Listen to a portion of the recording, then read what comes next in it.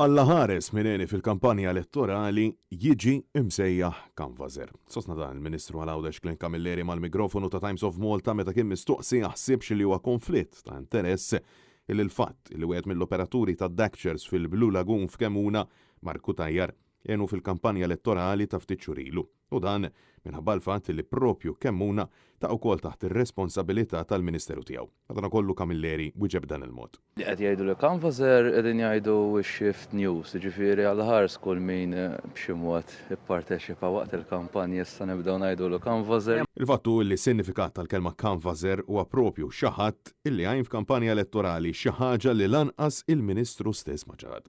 Minkejja dan kien Camilleri ma rridx jidħol f'dettall dwar x'kien l-irwol ta' Kutajjar fil-kampanja tiegħu u insista illi f'Kemuna hemm bżonn jinstab bilanċ. Ta' min wieħed jinnota wkoll li Marku Tajjar huwa aħħu il-membru parlamentari Ewropew Laburista Josjen Kutajjar u persuna qrib ħafna tal-Partit Laburista. Dawn il-fatti ħarġu fil-medja fl-istess waqt li faqet il-kontroversja dwar il-kummerċjalizzazzjoni ta' Kemmuna bil-bajja tispiċċa invażata u maħtufa minn Daxxers umbrelel ta' operaturi privati. Is-sit online The Shift News apparti li żvela r-rabta li għandu l-persuna qrib tal-Ministru Camilleri semma wkoll ir-rabta diretta li għandu l-Ministru Clayton Bartolo maż-żona ta' Kemmuna. Dan kif missier u tziju ta' Bartolo jmexxu il-laneġ għat-turisti li twassalhom sa' Kemmuna. Fatt li skont il-Prim Ministru ma jirrappreżentax konflitt ta' interess.